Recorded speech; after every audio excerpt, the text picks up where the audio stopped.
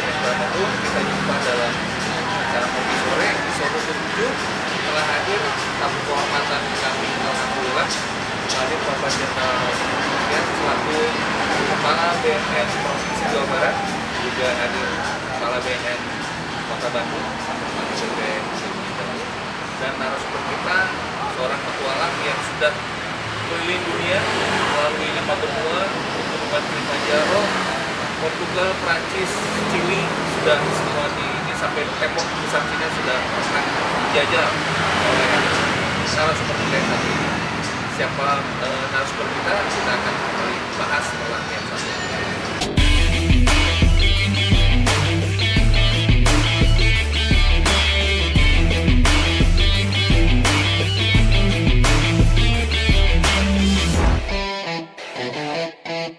Baik Sobat Milenial BNN Kota Bandung, pertanyaan ditujukan untuk Pak Jenderal Sofian.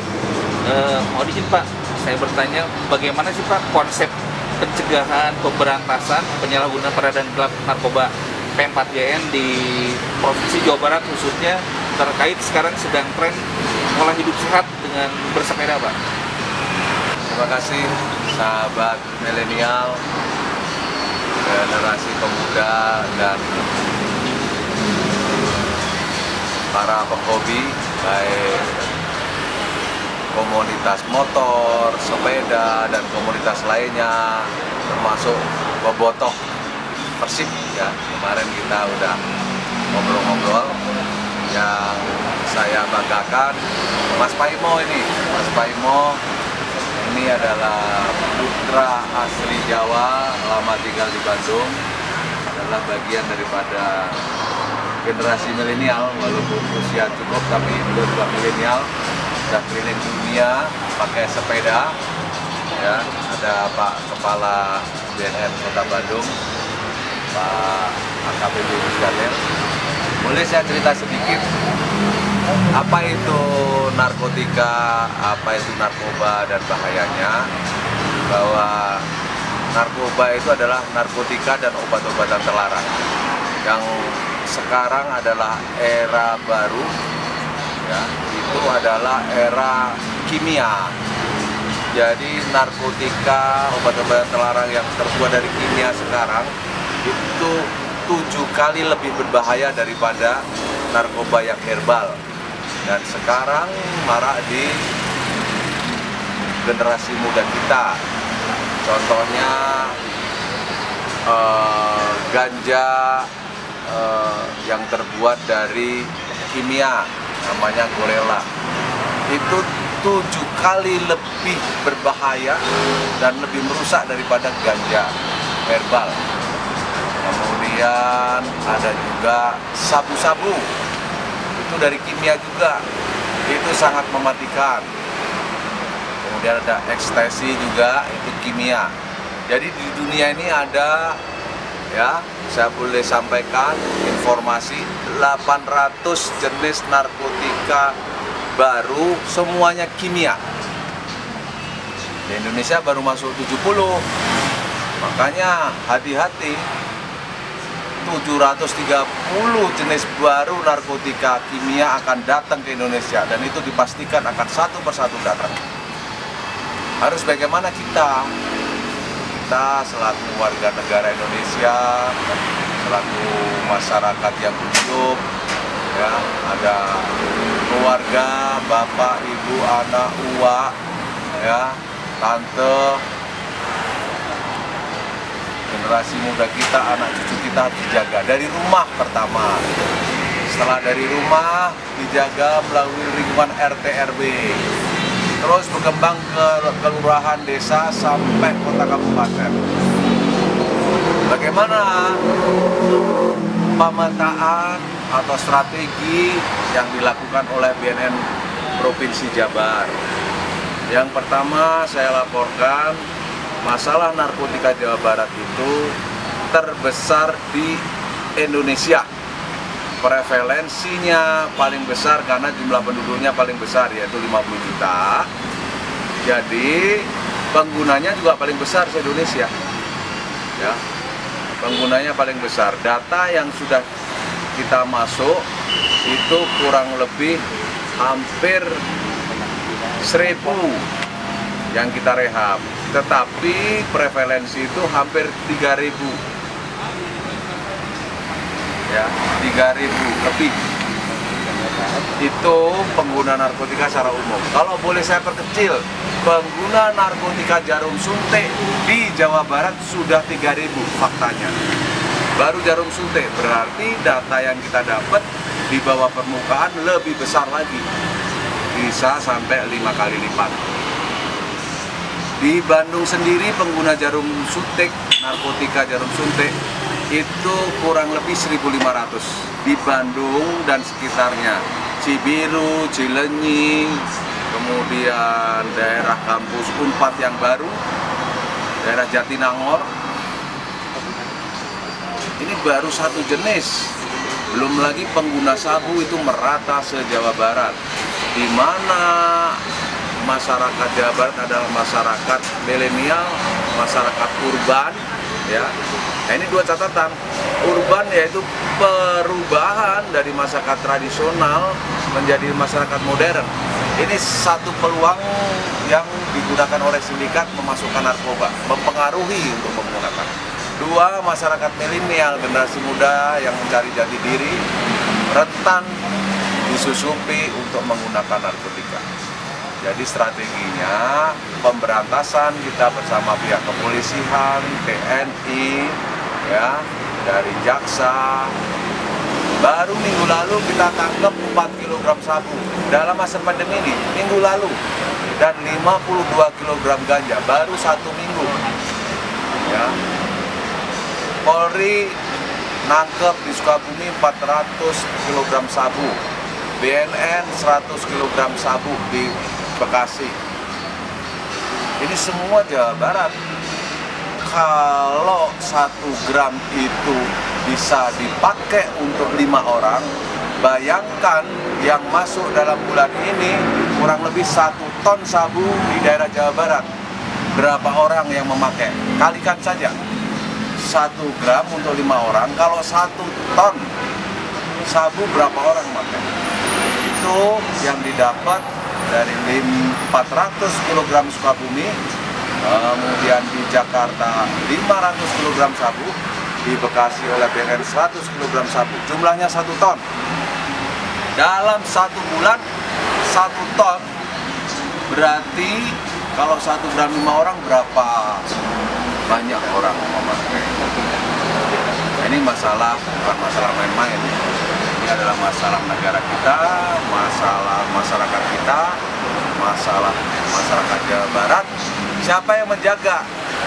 Bukan orang Amerika, tapi kita penduduk Jawa Barat harus bersatu dari kota sampai desa, lawan narkotika, berantas narkotika. Yang sudah terlanjur pakai, kita sembuhkan, kita ajak sembuh. Pengguna lapor ke BNN, disembuhkan gratis dan tidak dipenjara. Jamin sama saya, gratis, tidak dipenjara, dan kita sembuhkan dengan sebaik-baiknya. Saya kira itu, salam milenial, jaga anak-anak kita dari bahaya narkotika, karena sudah tahu sendiri peta tadi, 1 ton sebulan kita dapat, berarti berapa orang pakai. Jaga. Siapa yang jaga? Kita bersama pemerintah. Saya kira itu. Terima kasih teman-teman milenial, teman-teman komunitas, sepeda, motor antik, mobil antik, sampai ke bobotoh. Ya, kalian anak muda jangan mudah dipengaruhi menggunakan narkotika. Masa depan kita akan hilang, masa depan kita suram. Ya. Hidup sehat 100%, sadar sehat, produktif, dan harus bahagia. Terima kasih. Wassalamualaikum warahmatullahi wabarakatuh.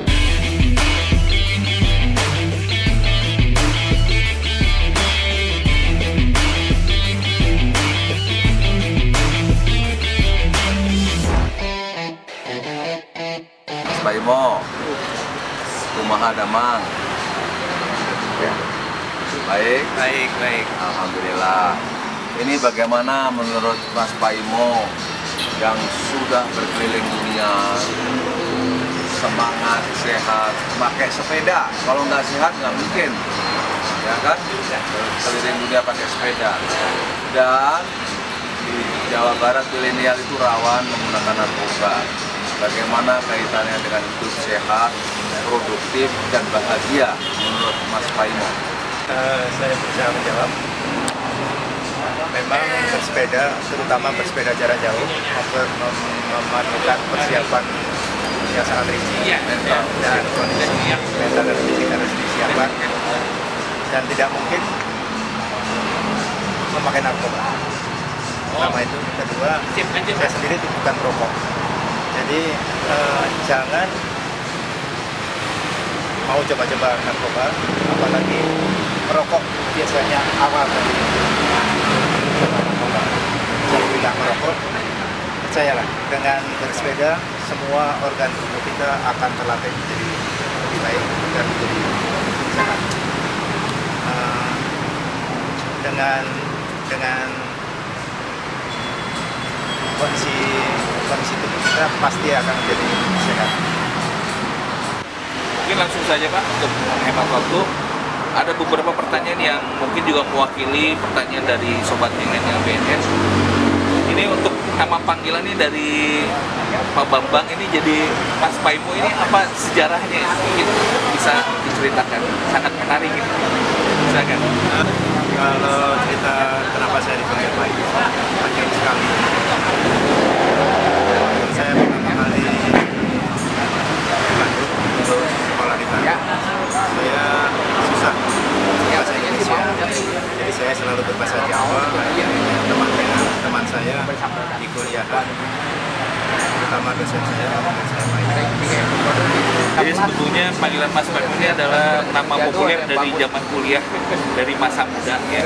Karena mungkin lebih banyak berbahasa asing ya. Ini yang seperti kita ketahui bersama ini sudah sangat viral banget, bahwa Mas Paimo ini sudah menjelajahi 5 benua ya, dari mulai Gunung Kilimanjaro, Amerika Selatan, Bolivia, hingga Chili, bersepeda di ketinggian yang sama dengan pegunungan Semeru ya Mas ya, dengan udara yang sangat tipis, dan ke Portugal, Prancis, Maroko, Nepal, India, jalur sutra sampai ke tembok Cina ya, tembok Great Wall di Cina. Ratusan ribu kilometer mungkin sudah ditempuh. Nah ini sebetulnya apa sih yang ingin dicapai dengan melakukan perjalanan yang bahkan non rutin dilakukan oleh Mas Paimo? Apa yang ingin dicapai atau apa yang ingin disampaikan kepada dunia? Sebenarnya tujuan saya yang utama adalah merayakan kehidupan yang dikaruniakan Tuhan kepada saya, semacam meditation journey. Jadi saya melakukan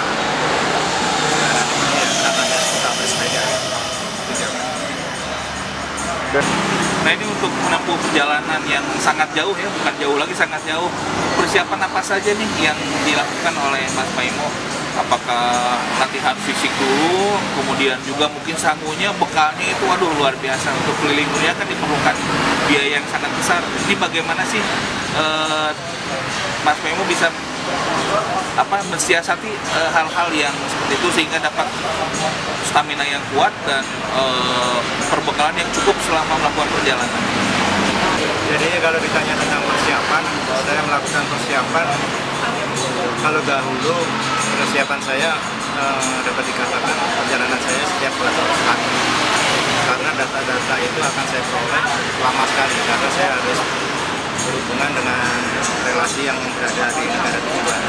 Kalau sekarang data bisa diperoleh dengan mudah dari internet, dan persiapan yang ditanyakan saya lakukan itu mulai dari data negara, dan itu harus serinci mungkin karena persiapan yang saya lakukan disesuaikan dengan negara tujuan. Jadi misalnya negara pegunungan atau negara yang daerahnya daerah pada pasir, itu akan membutuhkan persiapan fisik dan persiapan perbekalan yang berbeda. Dan kalau sudah ketahuan negara tujuan, saya akan merinci lagi kebutuhan latihan yang misalnya juga rute-rute perjalanan yang banyak datar dan atau rute perjalanan yang banyak di pegunungan itu akan membutuhkan persiapan yang berbeda, dan itu bisa saya lakukan beberapa bulan sebelumnya karena hampir setiap hari saya selalu bergerak dan menjaga stamina saya sehingga ketika sudah mempunyai target perjalanan yang berat atau apapun, saya hanya tinggal menambah stamina saya. Sekarang saya beralih ke Pak Kepala BNNK. Ini juga Bapak ini pesepeda juga sebenarnya di Kota Bandung, hampir rutin Pak ya melakukan bersepeda. Ini bagaimana pendapat Bapak nih tentang prestasi Mas Paimo ini yang sudah keliling dunia 5 benua itu Pak? Dari mulai Indonesia ke arah Chili, Portugal, Prancis. Apa yang ingin Bapak tanyakan ke Mas Paimo? Baik, terima kasih Mas Paimo atau Mas Bambang Hatatimas. Saya mengenalnya sudah lama. Beliau adalah idola saya atau pesepeda yang menginspirasi banyak orang. Tentu saja prestasinya, pencapaiannya tidak semua orang mampu melaksanakan mendapatkan pencapaian ataupun hasil karya seperti Mas Paimo. Bagaimana mengekspresikan seninya melalui bersepeda sehingga mampu mengeksplorasi belahan dunia benua. Tentu saja itu menarik bagi saya, terutama bagaimana gaya hidup sehat bersepeda. Tentu saja selain bagaimana bersepeda ini mampu menjadi sarana ekspresi, dan ini menjadi sesuatu yang unik dan menjadi inspirasi bagi semua orang yang tertarik dengan dunia bersepeda.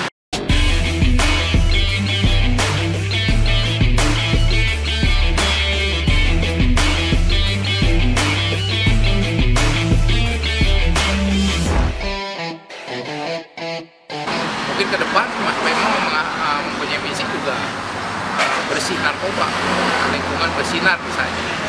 Seperti itu harapannya, karena dengan bersepeda tentu saja akan hidup sehat 100% melekat dalam aktivitas bersepeda. Seperti itu. Selain pengalaman yang menyenangkan tentunya bisa keliling dunia, tidak semua orang bisa mendapat kesempatan seperti itu. Mungkin ada pengalaman yang paling tidak mengenakan karena berkeliling dunia, bertemu orang di satu daerah baru dengan cuaca yang mungkin tidak bersahabat, harus pasang tenda di mana gitu kan, yang tidak kita bisa duga cuaca seperti apa. Kira-kira pengalaman di mana sih Mas yang paling tidak enak gitu, atau kondisi seperti apa yang paling tidak menyenangkan untuk seorang Mas Paimo dalam melakukan perjalanan? Saya bingung menjawabnya. Sebenarnya suka duka dalam perjalanan itu sudah saya prediksi sebelum perjalanan. Saya sudah mempersiapkan diri secara totalitas. Jadi saya merasa bahwa dukanya dihilangkan, semua dianggap suka. Meskipun pada kenyataannya saya harus mendirikan tenda di dalam sebuah gorong-gorong karena tidak ada. Ini contohnya di daerah Chile, tidak ada tempat untuk berteduh, sedangkan jalan itu berada di daerah Pampa, treeless, tidak ada pepohonan, jadi saya harus berkemah di gorong-gorong. Tetapi di gorong-gorong itu adalah tempat terbaik untuk orang yang bermobil untuk buang air besar, sehingga saya untuk mendirikan tenda pun saya harus membersihkan terlebih dahulu kotoran-kotoran orang yang sudah kering. Tapi itu membuat saya sebuah pengalaman menarik, jadi itu bukan duka. Jadi Sobat Milenial ini adalah sikapi dengan sikap positif, dan tentu saja Mas Paimo ini sudah melakukan riset sebelumnya, jadi persiapannya sudah sangat matang. Apapun yang dihadapi sudah pernah diprediksi bahwa itu akan dihadapi. begitu ingin saya tanyakan lagi, berapa lama sih Mas biasanya waktu yang dilakukan, yang dibutuhkan Mas Paimo atau targetnya dalam setiap perjalanan itu berapa lama? Terus apakah kangen itu tiba-tiba misalnya lagi kesepian nih di gunung gitu kan, kangen sama orang rumah atau sama orang tua, sama kota Bandung misalnya gitu, apa tiba-tiba ada perasaan homesick atau gimana? Saya berusaha menjawabnya. Jadi beda perjalanan saya sebelum zaman internet sama dengan masa internet. Jadi kalau dulu ketika saya mempersiapkan, ketika saya sudah terbang dari Indonesia, saya sudah cut, tidak ada hubungan emosional dengan keluarga, sehingga apapun masalah yang dialami oleh keluarga tidak mempengaruhi secara emosional, mempengaruhi secara psikis pada saya, karena akan berpengaruh pada kegiatan saya. Dan kedua, untuk masa perjalanan saya itu disesuaikan dengan kebutuhan waktu yang pada negara yang akan saya tuju, sehingga dalam proses menganalisa data itu akan terus ditemukan. Jadi selama ini yang terlama dan terjauh adalah di Amerika Latin. Itu masa proses dari Indonesia sampai pulang ke Indonesia itu 3 bulan. Dan minimal biasanya rata-rata antara sekitar 2 bulan saya lakukan perjalanan. Dan itu seluruh kebutuhan keluarga di rumah sudah support, sehingga tidak ada beban buat saya memikirkan kesulitan-kesulitan yang akan dihadapi. Sobat milenial Bineka Bandung, tadi sudah kita dengarkan beberapa statement dari Mas Paimo. Perjalanan jarak jauh butuh persiapan, riset, kemudian juga tantangan teknologi yang tidak secanggih sekarang. Dulu belum ada video call, belum ada internet, jadi untuk melakukan riset pun mungkin berhubungan korespondensi dengan dunia luar dengan cara bersurat atau seperti itu. Nah, yang ingin saya tanyakan, dengan semua tingkat kesulitan yang sangat tinggi, ini Mas Paimo masih bisa mensikapi dengan sangat bahagia, dengan enjoy, dengan positif. Ini kira-kira filosofinya apa nih dalam bersepeda sehingga bisa membuat Mas Paimo mengekspresikan hidup melalui bersepeda dengan begitu indah menurut saya gitu kan. Perayaan terhadap kehidupan ini, melakukan perjalanan jarak jauh, bisa berbahagia walaupun dalam berbagai kondisi yang tidak mengenakan, tapi semua terasa positif bagi Mas Paimo. Apa filosofinya dalam bersepeda buat Mas Paimo? Saya coba menjawab, pertanyaannya akan sulit, saya akan menjawab. Jadi begini, tadi saya sudah menjawab tentang tujuannya, tapi ke konsepnya saya bersepeda secara bertahap dari kilometer pendek sampai kilometer terjauh, memakan waktu yang sangat lama, tapi ada kaitannya dengan pola pikir saya, karena saya pernah bersekolah di seni rupa. Saya sebenarnya semacam seniman sedang berkarya. Jadi saya berusaha mengumpulkan data, menganalisa data, memproses data. Jadi kalau ibaratnya bumi itu sebagai lembaran kertas, saya itu berusaha mencoret-coret, menggambar di atas kertas itu. Jadi jejak garis petualangan saya sebenarnya kalau dirajut dengan benang merah itu sebenarnya sudah mengelilingi bumi. Dan saat ini kalau sebelum saya akan melakukan atau sedang melakukan, dan kuncinya lagi melakukan sesuatu itu dengan rasa sukacita. Kalau kita sudah totalitas dan dengan rasa sukacita yang kita punyai, itu akan membunuh rasa kebosanan, membunuh rasa capek. Kita diganggu orang pun kita berpikir secara positif dan terima itu dalam kita berpikir positif bahwa gangguan yang kita terima itu adalah kembangan dari perjalanan itu sendiri, sehingga kita akan bisa mencapai tujuan kita dengan sesuai dengan harapan yang kita rencanakan. Demikian Sobat Milenial Bineka Bandung, setelah kita ikuti episode ke-7 dengan bintang tamu yang luar biasa, juga saya kedatangan tamu kehormatan Kepala BNN Provinsi Jawa Barat. Mungkin ada closing statement Pak dari Pak Jenderal untuk Sobat Milenial BNN Kota Bandung. Teman-teman milenial, ya nggak perlu stres, happy saja. Kamu mau suka apa lakukan saja, nggak perlu pakai narkoba, kita happy ya. Hidup sehat tanpa narkoba. Sukses. Dari saya, bersepeda adalah salah satu media untuk hidup sehat 100%, jauhi narkoba. Itu yang penting. Gaya hidup bersepeda adalah gaya hidup yang sehat. Tentu saja hidup 100% sadar, sehat, produktif, dan bahagia. Bersih narkoba. Oke, sobat milenial